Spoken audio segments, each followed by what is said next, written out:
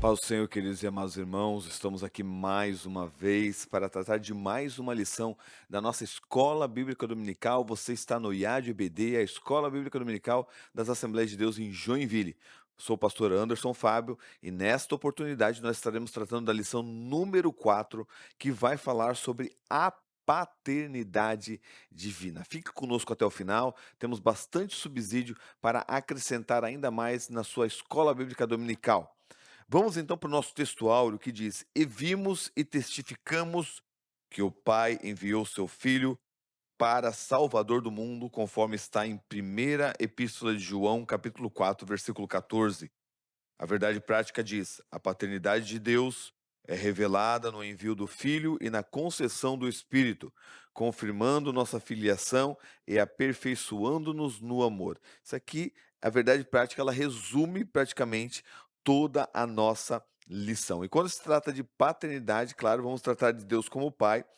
E quando se fala sobre Deus como Pai, é justamente por Deus ser o originador de todas as coisas. Antes de toda a criação, antes de qualquer coisa que Deus fez, Deus já é Pai desde a eternidade. Diferente dos outros deuses, das outras religiões, que são deuses às vezes transcendentes, que são deuses distantes, né, que estão numa dimensão muito distante do ser humano, ou são deuses soberanos, ditadores, que querem impor a sua vontade. O Deus da Bíblia apresenta o Deus como pai, como uma questão relacionada a relacionamento. E a paternidade não é um cargo que Deus ocupa, é, na verdade, quem ele é. Ele é pai desde a eternidade. E nós conhecemos o Pai não no isolamento, mas na comunhão da Trindade, como nós estamos aprendendo nesse trimestre sobre a Santíssima Trindade. Então, é um Pai que vive numa comunhão trinitária com as pessoas da divindade, que é um único Deus em três pessoas. E essa paternidade, ela não ficou escondida na eternidade.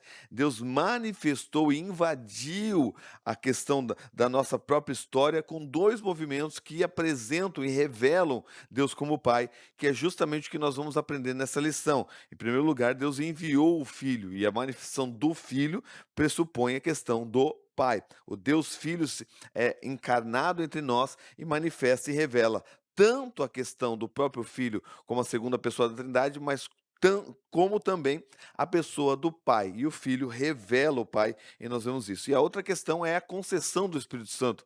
O Espírito Santo é concedido, procede do Pai e do Filho, como nós vamos ver, e esse mesmo Espírito, ele habita em nós e faz clamar no nosso interior, Abba Pai, mostrando essa filiação e transformando as nossas vidas para que nós venhamos manifestar ao mundo que somos verdadeiramente filhos, que é isso que a lição estará tratando. A paternidade, como diz Matthew Henry, é a fundamentação de toda a redenção, porque Deus redimiu a humanidade porque ele é um pai que ama a humanidade. E como um pai, ele vem e faz todo o plano de salvação para redimir toda a humanidade.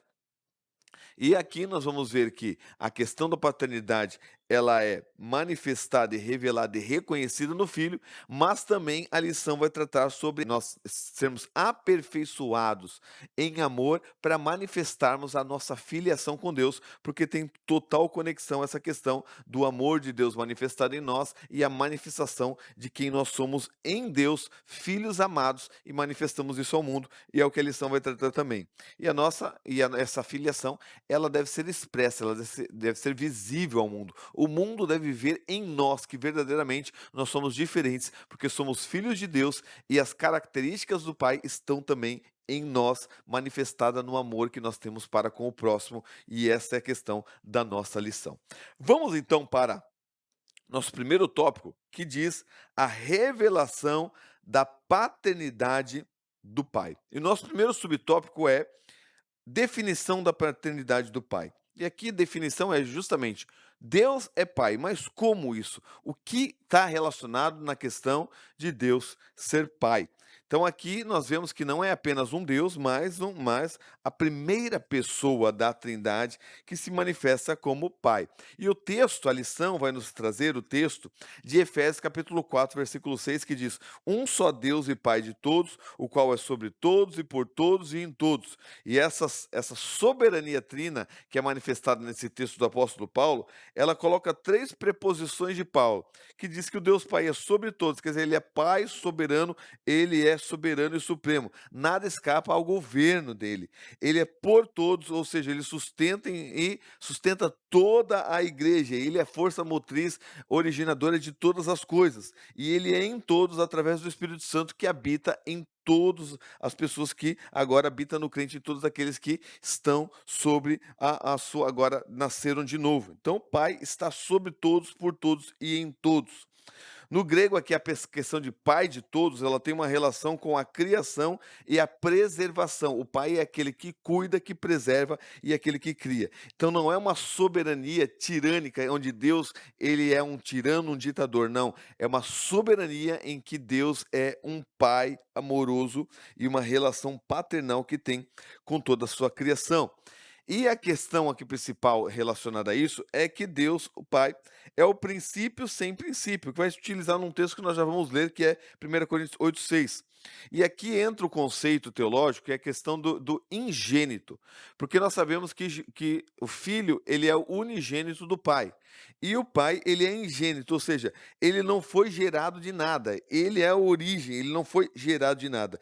E nós vamos ver, e vamos tratar disso agora, vamos colocar, mas vamos nos aprofundar nos próximos tópicos, que o Filho é gerado e o Espírito Santo é concedido, procede do Pai. O Pai é a origem de todas as coisas, por isso que ele é o ingênito, ele não foi gerado e ele é a origem. O texto de 1 Coríntios 8,6 diz: "Todavia, para nós há um só Deus, o Pai, em quem tudo e para quem nós vivemos, e um Senhor, Jesus Cristo, pelo qual são todas as coisas e nós por ele." Aqui mostra a causa final para que em nós vivemos, que o Pai é a causa final e o Filho é a causa instrumental, pelo qual são todas as coisas. Quer dizer, o instrumento é o Filho, o Pai é a causa. E aqui nós vemos a questão da distinção funcional das pessoas da Trindade. Então, há essa distinção funcional dentro das pessoas da Trindade. Isso não quer dizer que um é acima do outro, que um está acima do outro, nada disso. Eles são coeternos, são coiguais, são consubstanciais, são a mesma substância, é um único Deus em três pessoas distintas, mas há distinções funcionais em relação à questão das pessoas da Trindade. O teólogo pentecostal Stanley Orton diz: "As propriedades pessoais atribuídas a cada um dos membros da Trindade são assim entendidas: o Pai é o ingênito, o Filho é gerado e o Espírito Santo procede deles." E isso para que as pessoas não confundam, para que ninguém confunda as pessoas, que é o que o modalismo faz. O modalismo coloca uma pessoa em manifestações diferentes. Nós vemos três pessoas distintas, cada um com uma função específica, e há uma distinção entre funções dentro da economia da Trindade, como nós já estudamos na primeira lição desse trimestre. Então, essa é a questão. E quando se fala do filho gerado, aqui é até o texto que utiliza é Salmo número 2, verso 7, que diz: "Hoje te gerei." A questão do hoje é o hoje na eternidade, não existe tempo em relação ao hoje. O hoje é um eterno agora, o hoje é a eternidade de Deus, e não está falando da questão de tempo, e nós vamos nos aprofundar nisso no tópico que vai tratar sobre a geração do filho. Então há uma diferença entre geração e criação. Você pode colocar até no quadro essa diferença para que as pessoas compreendam. Gerado é que procede, que foi gerado da pessoa, e criado é como se nunca não existisse e passasse a existir. E gerado é que sempre existiu. Então essa é a diferença da geração e da criação. O pai gera o filho da mesma substância, quer dizer, ele gera da mesma substância e o filho é Deus. Se é Deus, portanto, o filho é eterno. O filho não foi criado, não houve na eternidade um momento que o filho não existisse. O filho sempre existiu, e isso tem que ficar bem claro para os nossos alunos. Nosso segundo subtópico diz a paternidade eterna do pai. Nós já mencionamos isso, vamos nos aprofundar um pouco mais agora. Ser pai não é o que Deus faz, é algo que Deus é. Então, assim, a paternidade sempre existiu. Deus não se tornou pai ao criar o mundo, e Deus não se tornou pai ao enviar o filho. A paternidade é algo inerente do seu ser, é algo que Deus já a gente utiliza a palavra ontológica, faz parte da sua própria substância. Se Deus em algum momento passasse a ser pai, Deus teria mudado, e isso vai tratar da questão da imutabilidade de Deus. Deus não muda em nenhum momento.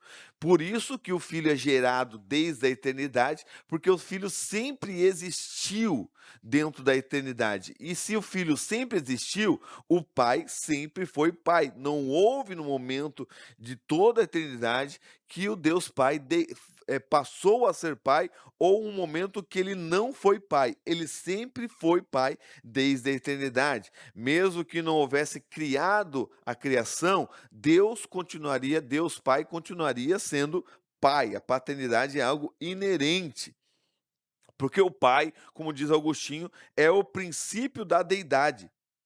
Na ordem da Trindade, o Pai é a fonte, mas sem superioridade e sem tempo. Não há tempo relacionado à questão disso e não há superioridade em relação a isso, porque nós temos que cuidar com o subordinacionismo, onde a segunda e a terceira pessoa são subordinadas ao Pai. Não, não funciona dessa forma. O Pai, o Filho e o Espírito Santo, eles têm a mesma autoridade e não há superioridade dentro da Trindade. Eles vivem em harmonia e não há necessidade de superioridade, porque eles vivem em plena harmonia.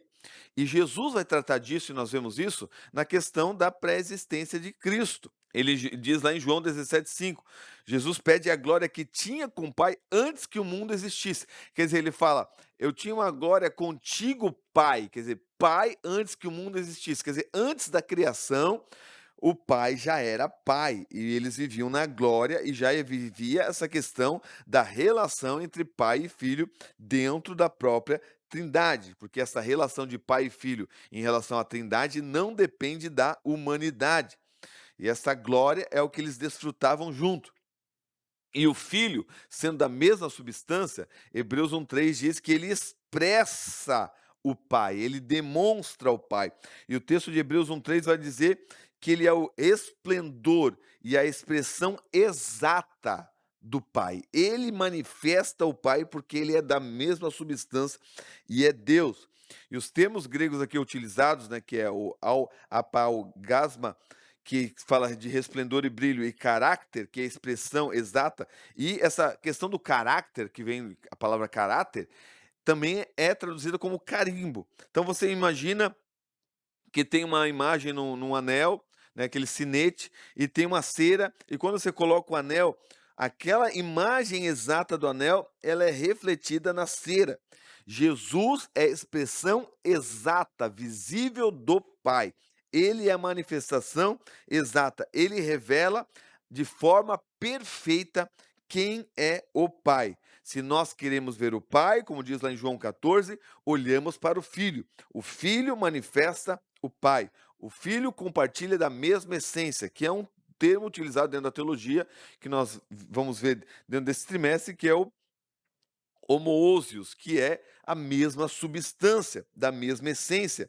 Não há menos Deus no Filho e no Espírito.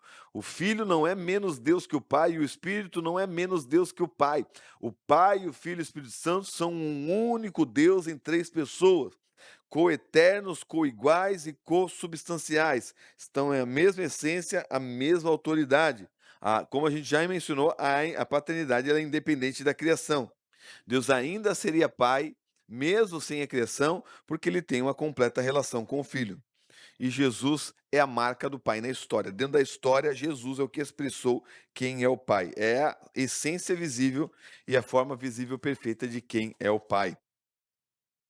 E aqui na questão dessa manifestação do Pai e do Filho, e na questão da paternidade e da geração, Atanásio ele traz uma ilustração da luz do sol e do brilho do sol. né, desculpe, do sol e do brilho do sol. Não é questão das 3, né, a bola, o sol e o calor, não é nada disso, porque essa analogia ela é falha. Mas a questão do se o sol é eterno. Se o sol é eterno, o brilho também é.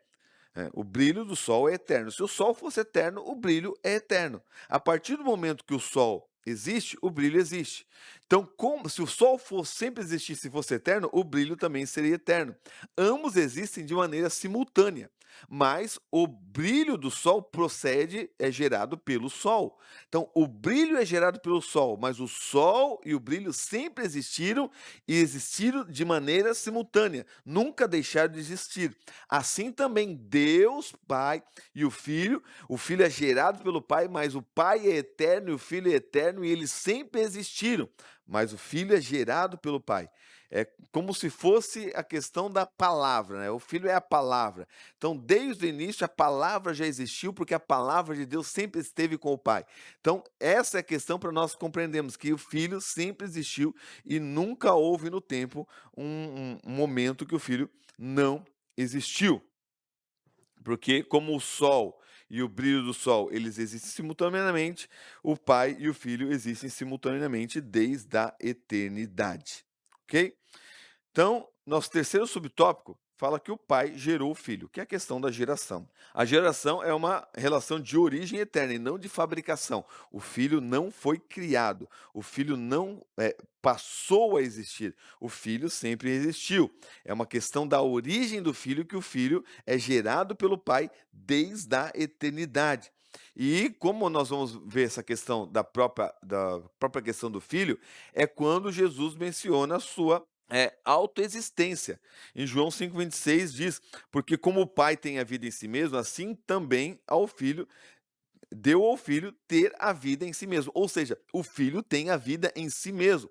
Assim como o Pai é autoexistente e não depende de ninguém para existir, ele deu ao Filho a vida em si mesmo. Quer dizer, o Filho tem a autoridade da autoexistência.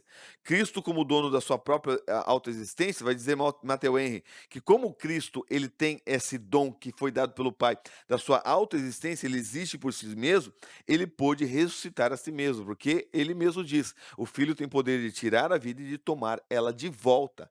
Então o Filho possui isso que procede, é gerado pelo Pai. Então o filho não é como uma bateria que é recarregada pelo pai. Não, o filho já possui carga em si mesmo, porque ele é autoexistente. Aí nós chegamos na questão do salmo que já mencionamos, o salmo número 2, verso 7, que diz: hoje te gerei. Esse é o meu filho amado, hoje te gerei. Essa expressão, né? De hoje te gerei, às vezes causa confusão em nós, porque quando lida com a mente humana, o entendimento de que é algo que foi criado, né, que Jesus foi criado, mas não é isso que o texto está dizendo dentro de todo o escopo que nós cremos aqui dentro da teologia. Quando fala dessa questão de que Cristo foi gerado aqui, está tratando da questão de onde o Filho procede desde a eternidade, e não é um tempo cronológico. Aqui não trata de cronos, aqui trata desde a eternidade. Então é essa questão que trata da questão da geração do Filho. E o hoje aqui é o eterno agora de Deus, quer dizer, desde a eternidade o Filho foi gerado e o Filho sempre existiu. A geração eterna significa que o Pai comunica sua essência ao Filho desde sempre. Nunca houve antes e nunca houve depois da Trindade. A Trindade é eterna, a Trindade é Deus. A Trindade sempre existiu e não houve no tempo, e não houve na eternidade, e não houve em nenhum momento de toda a história, entre aspas, de Deus, um momento em que o Filho ou o Espírito não existissem. Eles sempre existiram porque são Deus e são coeternos com o Pai. A questão da geração, como foi falado, é só questão de onde procede, que tudo procede da origem que é Deus, e Deus é o originador de todas as coisas.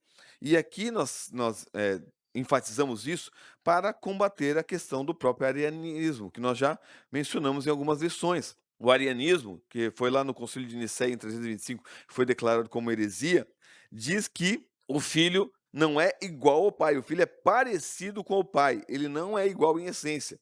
E isso é uma heresia, não é isso que nós cremos. Nós cremos que o Pai e o Filho são da mesma essência e são coeternos e coiguais. E Ario ensinava que houve no tempo um momento que o filho não existiu, e Deus gerou o filho a partir dali. E nós não cremos nisso. Nós cremos que o filho sempre existiu. Ario vai dizer que Cristo seria a primeira criatura de Deus. E nós não cremos nisso. Cristo não é uma criatura, Cristo é Deus. Ele sempre existiu desde a eternidade. E se ele fosse uma criatura, ele não poderia salvar a humanidade, porque somente Deus pode salvar a humanidade. E somente o sacrifício daquele que é 100% Deus e 100% humano que pode salvar a humanidade. E nós vamos ver isso nas próximas lições, quando tratar na questão do próprio Filho. Então vai ter lições relacionadas a isso. E daí, dentro dos concílios, vai mostrar que ele é Deus de Deus, luz de luz, mostrando que é Deus. Se alguém disser que Jesus é apenas um Deus, o maior das criaturas, essa pessoa está negando o alicerce e o fundamento do cristianismo. Sem a geração eterna, não temos um Salvador divino. Então, isso é muito importante, é fundamental para o cristianismo. Isso aqui não é somente uma lição em que nós aprendemos princípios para a nossa vivência e viver melhor para Deus. Isso aqui é a fundamentação do cristianismo. Se negarmos a divindade de Cristo e negarmos a sua geração eterna, em que o Filho sempre existiu, nunca deixou de existir, nós estaremos negando a salvação divina e a salvação eterna que Deus concedeu mediante o Filho. Nosso quarto subtópico: o Pai nos concede o Espírito. E o foco aqui está na identidade do Espírito e a sua função dentro da questão da Trindade e na vida do crente.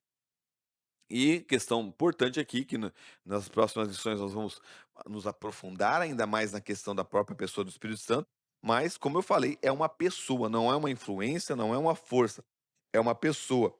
E o texto de João 15:26 diz: Mas quando vier o Consolador, que eu da parte do Pai vos hei de enviar, aquele Espírito da verdade, que procede do Pai, testificará de mim. O texto é claro que o Espírito é uma pessoa distinta, não uma força e nem uma qualidade. E isso está relacionado justamente com a questão do próprio grego. Jesus utiliza aquele como pronome masculino, se referindo a uma pessoa, mesmo que a palavra espírito, pneuma, esteja no neutro, a questão do própria a utilização do pronome masculino se refere a uma pessoa e não a uma força e nem também a uma qualidade. É uma pessoa que está ali. E o texto vai dizer que procede, né? A origem eterna do Espírito é no seio da Trindade, que procede do Pai e do Filho. Ele procede do Pai e é enviado pelo Filho, com uma missão dentro do tempo. Então, o Espírito nós cremos que procede do Pai e do Filho, que existe um termo teológico que é o filioque, que é de onde o Espírito procede, mas o procedimento também não é questão de criação. O Espírito sempre existiu desde a eternidade. E o Filho precisava partir quando estava na sua humanidade para que o Espírito viesse se manifestar. E a sua partida era necessária porque Jesus estava aqui como carne. Jesus, embora fosse pudesse manifestar os seus atributos, Jesus se reservou a isso e se limitou a isso para que viesse viver plenamente como homem aqui. Jesus nunca deixou de ser onipresente, mas na sua manifestação em carne, Jesus se autolimitou para que pudesse viver plenamente como homem. Então, quando Jesus foi assunto ao céu, o Espírito vem agora para ser manifestado em todas as pessoas e vivendo agora naqueles que creem em Cristo, e o Pai, o Filho e o Espírito Santo fazem morada em nós pela presença do Espírito Santo que está em nós. E aqui, quando vai tratar do Espírito, utiliza o termo paracleto, que nós já sabemos que é um termo jurídico, que é aquele que está ao lado, que está relacionado a advogado, e por isso que nós tratamos desse termo, né, paracleto, que é tão importante para a teologia cristã. E é o próprio Espírito que vem em nós e que faz morada em nós e que faz o testemunho da filiação no nosso interior, que é importante agora nós tratarmos disso, se você tratar com o seu aluno, porque essa é a ponte para os próximos tópicos, que vai tratar da questão da nossa própria filiação lá no tópico 3 principalmente. Então nessa questão, é muito importante essa questão que o Espírito agora é o Espírito que vem em nós e coloca a certeza que nós somos filhos. O texto lá de Romanos 8,16 vai dizer que o Espírito ecoa internamente em nós, dizendo Abba Pai, quer dizer, ele testifica com o nosso espírito que nós de fato somos filhos de Deus. Nós estamos ali perguntando, somos filhos de Deus? E o Espírito testifica, concorda, confirma. Sim, somos filhos de Deus, pertencemos à família de Deus. O credo de Constantinopla vai dizer que o Espírito é o Senhor e vivificador. Ele dá vida à fé que está em nós. Ele que dá a vida no nosso interior. O nosso espírito ele é morto sem a presença de Deus, sem a presença do Espírito. Então, o Espírito faz morada em nós e vivifica o nosso espírito. Ele é o vivificador que faz morada em nós e traz essa filiação, que traz para perto essa filiação e testifica no nosso interior que de fato nós somos filhos de Deus. O teste de DNA espiritual que podemos fazer é a morada do Espírito, é o Espírito morando em nós, é o Espírito testificando em nós que de fato somos filhos de Deus.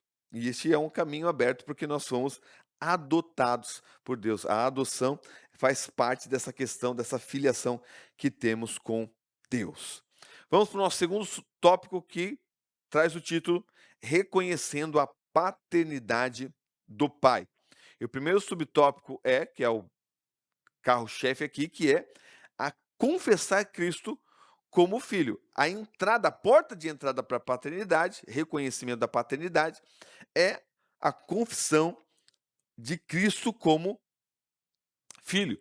E essa confissão aqui não é uma confissão intelectual e lógica, ela é uma confissão de uma revelação espiritual manifestada pela graça que muda o nosso status diante de Deus e faz-nos ser novas criaturas diante de Deus. É algo sobrenatural que ocorre em nós e não é algo natural. Essa confissão é algo que o Espírito opera em nós e é o divisor de águas entre uma velha vida e uma nova vida diante de Deus.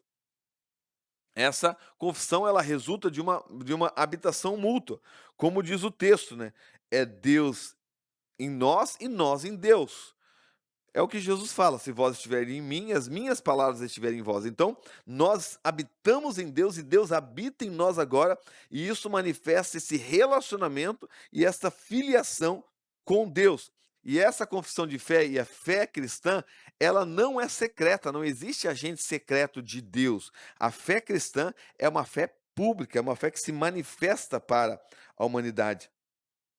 E ninguém chega à conclusão de que somos filhos pela lógica humana. Não há capacidade cognitiva do nosso cérebro em nós chegarmos a essa conclusão sozinhos. Somente mediante o Espírito Santo de Deus que podemos chegar a esta conclusão de que somos de fato filhos de Deus. O Espírito Santo opera em nós, ele manifesta em nós. Se nós cremos de fato em Jesus, não foi porque somos mais inteligentes, não foi porque usamos a lógica, é porque o Espírito Santo acendeu no nosso coração a luz divina para que nós viéssemos compreender a palavra e pudéssemos nos entregar a Deus completamente. Sendo assim, Cristo é o único acesso ao Pai. Não há outro caminho, não há outro mediador, é somente através de Cristo. Primeira Epístola de João, capítulo 2, versículo 23, diz: qualquer que nega o Filho também não tem o Pai, mas aquele que confessa o Filho tem o Pai. Negar o Filho é negar o Pai, não tem como. Eu quero o Pai, mas não quero Jesus. Não há como. É somente tendo o Filho que nós temos o Pai. Não existe uma espiritualidade genérica, não, eu quero, o pai ignora outras coisas, não. A espiritualidade, ela é mediante o Filho. A ação do Espírito, por intermédio do Filho, chegamos ao Pai. Jesus é a janela por qual enxergamos o Pai. Ele demonstra o Pai e revela o Pai. Ele é a revelação do Pai e ele revela o Pai. Se tirarmos Jesus, nós não temos Deus e não temos acesso a Deus. Aí tem uma ilustração do grande artista que talvez você conheça, que eu vou trazer aqui, que é um bilionário que tinha muito dinheiro e a maioria da sua riqueza estava numa coleção de artes raras. Ele tinha vários quadros, né, como de Picasso, Rembrandt, vários quadros caríssimos em que fazia toda a sua herança. E após a sua morte, seu filho havia morrido antes dele, e após a sua morte, leiloado toda a sua herança, todos os seus quadros. E se juntou várias pessoas que estavam com interesse em comprar as obras raras, as obras de Picasso. E a primeira obra que é leiloada é uma obra que o próprio bilionário fez. Ele pintou, quando seu filho morreu, ele pintou o rosto do seu filho num quadro e colocou para essa venda, para esse leilão. E quando começaram a anunciar a venda desse quadro do filho, ninguém quis. Ninguém quis porque eles estavam preocupados com as obras mais caras. E um dos funcionários daquele bilionário, como amava muito o filho e sofreu muito com a morte do filho do bilionário, deu US$ 10 e ninguém levantou mais nenhum valor e ele comprou por US$ 10 este quadro do filho. E daí, quando ele comprou o quadro do filho, o pessoa que estava fazendo o leilão bateu o martelo e falou: o leilão acabou. E todo mundo ficou indignado, mas como? Tem várias obras para comprar. Não, está aqui escrito que quem comprar o quadro do filho vai ganhar todas as outras obras. Então aquele funcionário comprou o quadro do filho e ganhou todas as outras obras. E isso aponta para nós. Quem recebe o filho, recebe toda a herança do pai com ele.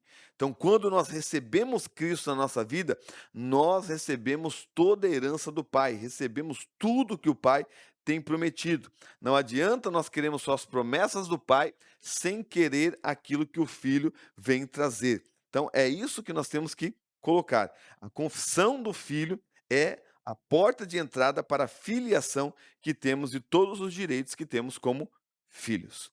Nosso segundo subtópico diz a perfeição do amor do Pai. E aqui, claro, nós sabemos que o texto de 1 João capítulo 4, versículo 16, traz a frase Deus é amor.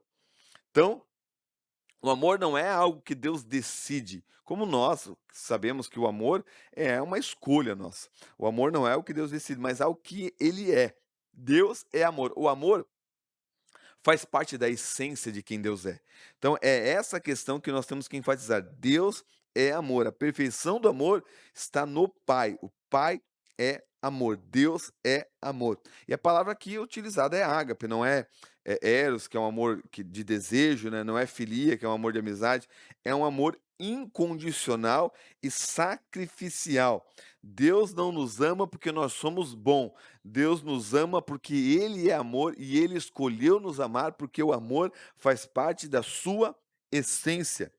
E existe dentro da história uma demonstração histórica do amor que Deus provou o seu amor. Está em João 3,16, que Deus amou o mundo de tal maneira que deu seu Filho unigênito. Ou seja, o amor do Pai não é uma ideia abstrata, o amor do Pai não é algo que fica somente no ar e fica somente no campo das ideias. O amor do Pai tem um endereço, a cruz. A cruz é a manifestação do amor de Deus. E Meir Perman, teólogo pentecostal, diz: o Espírito manteve diante dele, Cristo, as exigências inflexíveis de Deus e o inflamou de amor para com o homem e zelo para com Deus, para prosseguir, apesar dos impedimentos, da dor, das dificuldades, para efetuar a redenção do mundo. O Filho foi até o fim porque o Filho é amor. O Filho está... O amor foi a motivação principal, o amor pelo Pai, o zelo pelo Pai para cumprir todas as coisas. Tudo isso é relacionado à questão do próprio amor. E Deus nos amando, Ele agora nos recebe como filhos e fazemos parte agora da adoção de filhos. Nós somos adotados por Deus. E quando se trata de adoção, a questão de adoção dentro da nossa percepção é uma questão que foge um pouco dos padrões bíblicos. Naquela época, ser adotado era possuir toda a herança da família, era fazer parte de maneira genuína da família, não era uma pessoa que somente agora estava, porque nós enfatizamos na questão do sangue. Ser adotado naquela época era possuir o sangue mesmo não tendo sangue. Então, ser adotado era possuir toda a herança e cancelava todas as dívidas passadas. Deus, por amor, nos adotou e cancelou todas as nossas dívidas. Deus nos ama não de maneira em massa, não de maneira de multidão.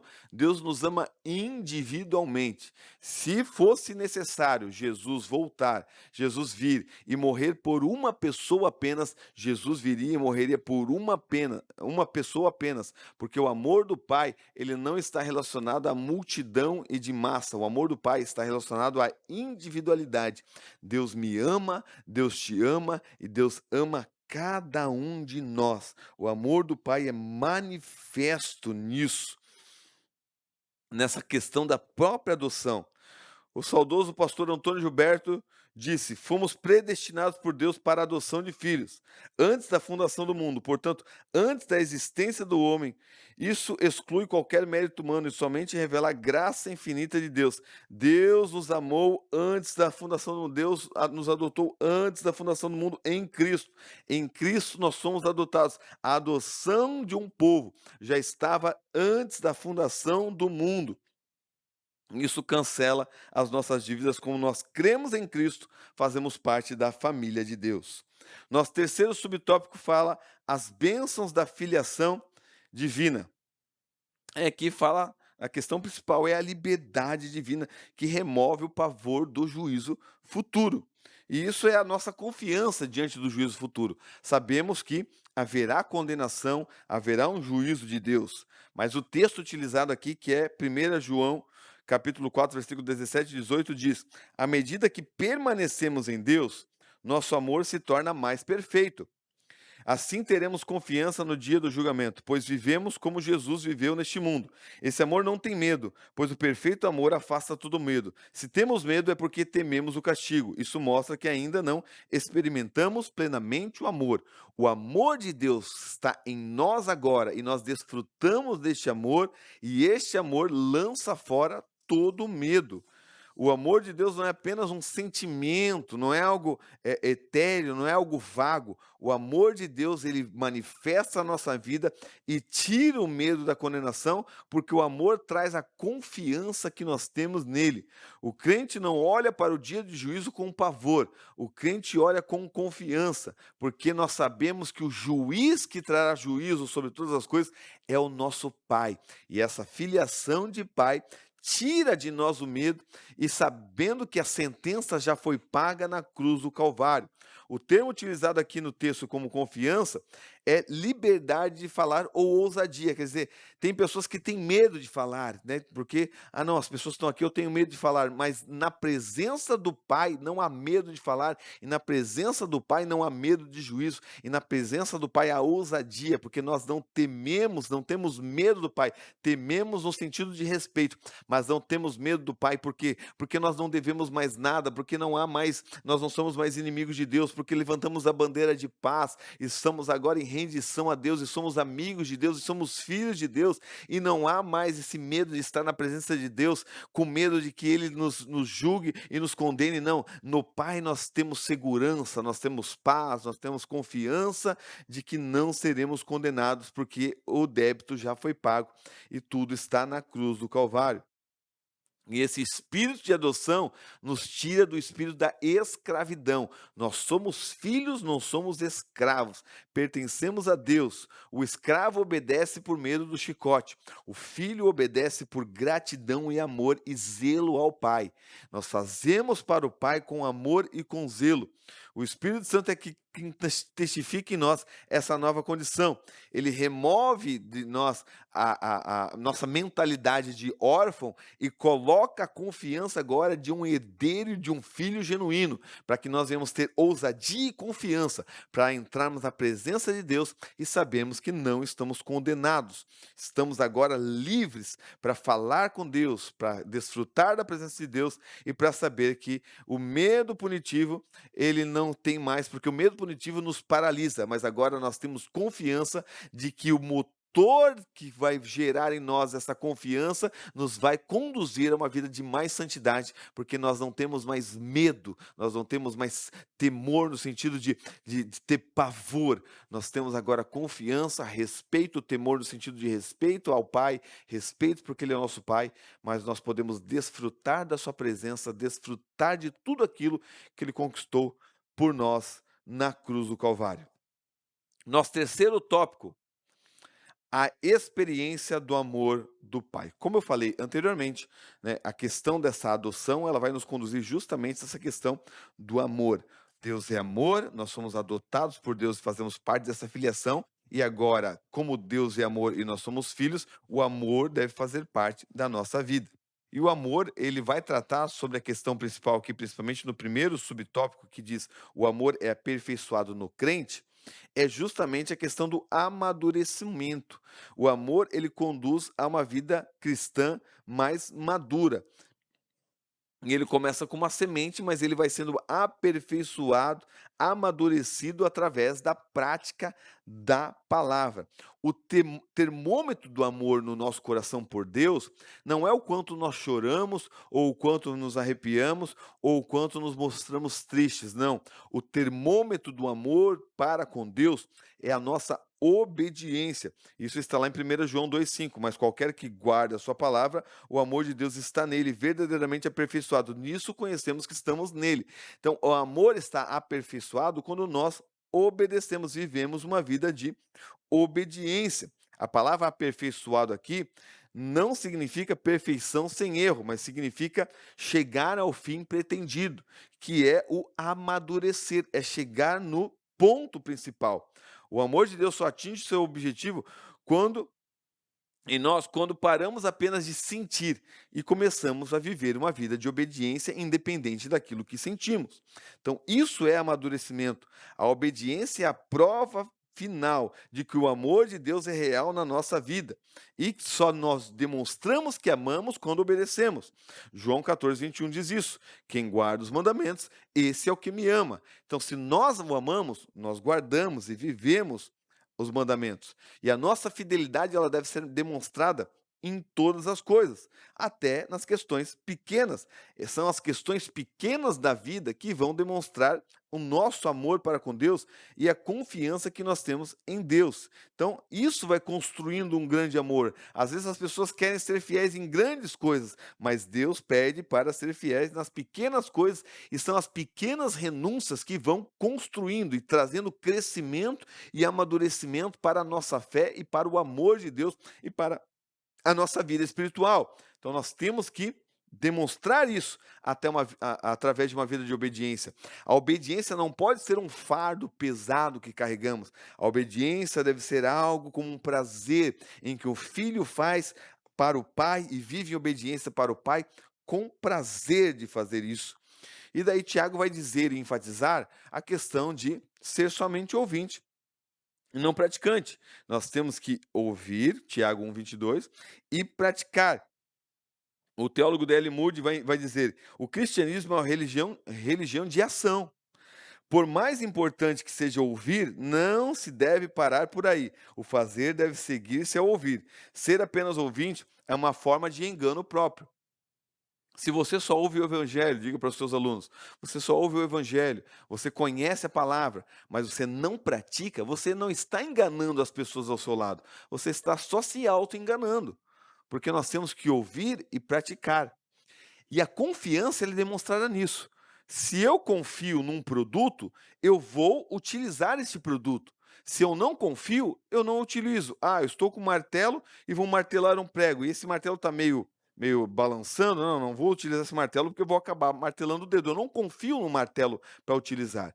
Então, se eu confio, eu utilizo, porque é uma confiança em si. Se eu confio na palavra, eu tenho que viver conforme a palavra.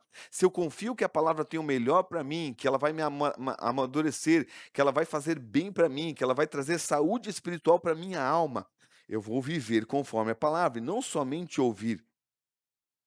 O amor do Pai, ele é isso, e a obediência, ela é gerada quando nós deixamos de viver conforme o padrão do mundo, porque o amor do Pai é incompatível com as questões relacionadas ao sistema do mundo, que é regido pelo diabo. Nós vemos lá em 1 João capítulo 2, versículo 15, não ameis o mundo e nem o que no mundo há. Se nós amamos o mundo, se nós estamos com o coração no mundo, o texto diz que o amor do Pai não está em nós. Nós não podemos amar o mundo, nós desfrutamos e trabalhamos, estamos aqui neste mundo, vivendo neste mundo, mas o nosso amor, o nosso coração, a nossa prioridade, o centro da nossa vida tem que ser Deus, e Deus requer isso de nós. O aperfeiçoamento do amor exige que o crente aprenda a dizer não às coisas, a não a determinadas coisas, a rejeitar determinadas coisas, a renunciar determinadas coisas, para que demonstre através disso o amor para o Pai. Deus não se impressiona com letras de músicas, Deus não se impressiona com choro, Deus não se impressiona com você se jogando no chão, Deus não se impressiona com você pulando. Deus requer de nós obediência, e a obediência demonstra o amor que temos para com o Pai. Não adianta nós cantarmos bonito, chorarmos, se na semana toda, se fazemos isso no final da semana, se a semana toda nós ignoramos os seus mandamentos, ignoramos a vida cristã e não vivemos completamente para Ele. Então, essa é a questão do aperfeiçoamento do amor. Segundo o subtópico diz, o amor é a marca dos filhos. Vivendo esse amor demonstra que verdadeiramente que nós somos filhos. O foco aqui é o testemunho comunitário. Se nós vivemos em amor entre nós, nós manifestamos ao mundo que nós verdadeiramente somos filhos. O amor fraternal, o amor entre irmãos é o cartão de visitas que demonstramos ao mundo que o reino de Deus está sendo estabelecido aqui nessa terra. Deus é invisível, nós não conseguimos ver Deus, mas o amor de Deus manifestado em nós, e nós manifestando esse amor para o próximo, nós manifestamos visivelmente Deus, porque a manifestação do amor de Deus na nossa vida para com o próximo manifesta Deus. Quando nós amamos os outros, Deus se torna visível, porque ele permanece em nós. O mundo pode negar a Bíblia, o mundo pode negar pregação, o mundo pode negar hinos, mas o mundo não pode negar um povo que vive e manifesta o amor fraternal de um para com o outro, o amor sacrificial de um para com o outro. O teólogo D.A. Carson diz que o amor cristão não é apenas filantropia, é um reflexo do amor entre pai e filho. A igreja deve amar como a Trindade se ama, a Trindade vive em harmonia e se ama, e o povo de Deus deve manifestar esse amor para manifestar realmente que Deus está entre nós. E esse amor, ele tem um novo padrão, porque amar o próximo já é algo que existia lá na lei. Levítico capítulo 19, versículo 18 já mostra que amar o próximo como a si mesmo. Mas Cristo dá um novo mandamento, um novo padrão, que é a nova medida deste amor. Cristo fala, como eu vos amei. Jesus nos amou a ponto de dar a vida por nós, e nós devemos amar os nossos irmãos, dando a vida pelos nossos irmãos. O amor cristão de um para com o outro não é baseado em simpatia. Eu tenho simpatia com aquele, eu gostei daquele. Não é baseado nisso. O amor cristão, ele é sacrificial. Ele se baseia em sacrifício de um para com o outro. Jesus amou os seus e o amou até o fim, diz o texto bíblico. Ele amou até o último instante, diz lá em João capítulo 13, até a última instância, Jesus amou os seus. E esse é o padrão que nós temos que amar os nossos irmãos. Quem não ama seu irmão, não é de Deus. 1 João 3,10 diz isso. Se nós não amamos o nosso irmão, nós não somos de Deus. João é radical, não tem meio termo. Não tem, eu não amo, mas eu sou de Deus. Não, se nós não amamos, nós não somos de Deus. O DNA aqui, o teste de DNA, é justamente isso, é o amor de Deus manifestado em nós. Este é o teste de DNA também na nossa vida. É o amor manifestado em nós que vai demonstrar realmente que somos, de fato, filhos. E a ferramenta, estamos aqui em Joinville, em Santa Catarina, e sudoeste do Paraná, com o tema evangelização, a chama não pode apagar, e a ferramenta principal da evangelização é o amor que o povo tem um para com o outro. O mundo quer ver o amor de Deus em nós. A unidade da igreja, Jesus orou para a unidade da igreja, não para que a igreja fosse bonitinha. Senhor, eu oro para que a igreja seja unida, seja um só, para que ela seja uma igreja bem bonita. Não foi isso. Ele disse que a igreja seja unida para que o mundo creia. O mundo irá crer se a igreja permanecer unida. essa é a questão. A evangelização, ela é impossível numa igreja desunida, uma igreja em desunião, uma igreja separada. Se a igreja estiver unida, estiver uma só, vivendo em comunhão, em graça, vai ser muito mais fácil nós pregarmos o evangelho, porque a pregação não será somente em palavras, mas será manifestada na vida da igreja, porque a igreja manifesta o amor de Deus através do perdão, através da reconciliação, através do cuidado. Quando Cristo está no meio, tudo isso é manifestado. Nosso terceiro e último subtópico, fomos amados primeiro. Foco aqui que o amor de Deus o amor é manifestado em nós e nós amamos porque Deus nos amou primeiro, e o foco é na iniciativa divina. O amor é o alicerce de todas as coisas.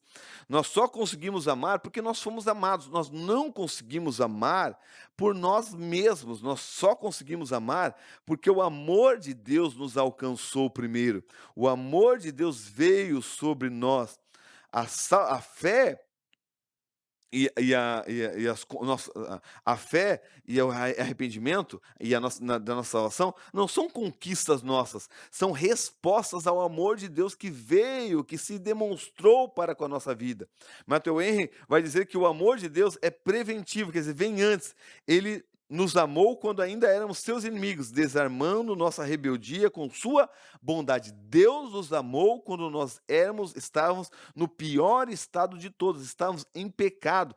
Deus não nos amou quando nós estávamos nele. Deus nos amou antes que estávamos nele. Deus nos amou quando estávamos em pecado.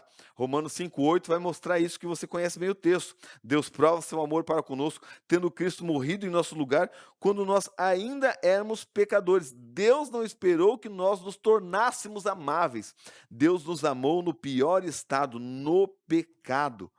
E por isso que nós temos que entender que Deus não nos ama mais e Deus não nos ama menos. Deus já nos amou de tal maneira que deu seu Filho. Então, Deus não nos ama mais quando acertamos e nos ama menos quando erramos. Deus nos ama já no limite máximo do amor. E é isso que nós temos que destacar. E se Deus nos ama no limite máximo do amor, nós devemos demonstrar esse amor para com o outro. Nós amamos porque Ele nos amou. A cruz não foi apenas um exemplo moral, a cruz foi a manifestação do amor de Deus para com a humanidade. Jesus recebeu a sentença para que nós recebêssemos a filiação. Então, lembra a parábola do filho pródigo lá em Lucas 15? Quando o filho se afasta e está voltando, o pai não espera o filho chegar e pedir perdão. Quando o pai vê o filho, o pai corre e abraça o filho. Esse é o amor de Deus. O pai está de braços abertos, ele não espera que nós viemos acertar em tudo. Ele sabe que somos falhos, somos pecadores e temos que viver cada vez mais em santidade. Temos, fazendo isso por amor. Mas Deus não espera somente uma perfeição para nos amar, Ele já nos ama. Em pecado Ele já nos amou, em imperfeição Ele nos ama, e Ele nos ajuda e nos auxilia a nos conduzir a cada dia à perfeição e à maturidade. E é isso que nós temos que entender, e por isso nós amamos. A vida com Deus é uma resposta agradecida. Entendendo isso, nós não vivemos como fazendo as coisas para Deus como mero cumprir de regras. Mas como diz o texto de 2 Coríntios 4, 5, versículo 14 e 15, o amor de Deus nos constrange, quer dizer, nós somos constrangidos. Tamanho amor que Ele teve conosco, que eu fui de maneira tal constrangido que eu não consigo viver de outra forma, a não ser viver para a sua glória e viver para agradar. E isso nos remete a que esse amor nos constrange a tal ponto que, quando nós temos um inimigo, alguém fez alguma coisa contra nós, Deus nos capacita a amar os nossos inimigos, porque o amor de Deus é tão grande para conosco que nós olhamos para o inimigo não com desprezo, mas com pena, dizendo que ele ainda não desfrutou deste amor, e Senhor, abençoa ele para que ele venha também desfrutar deste amor. Este amor deve inundar a nossa alma, e este amor é derramado em nossos corações pelo Pai, mediante a presença do Espírito Santo. Vou ler a conclusão para nós. A paternidade de Deus é revelada de forma plena, na ação conjunta da Trindade. O Pai envia o Filho, concede o Espírito Santo e estabelece conosco uma relação sólida e paterna. Confessamos a Cristo, amamos porque fomos amados primeiro, e somos conduzidos pelo Espírito a viver em obediência e comunhão. Nossa identidade como filhos é firmada em sua iniciativa soberana e amorosa, garantindo-nos plena confiança para o dia da eternidade e ajudando-nos a refletir o amor do Pai ao mundo. Que você venha ter uma excelente, escola bíblica dominical neste domingo. Fique na paz do Senhor Jesus.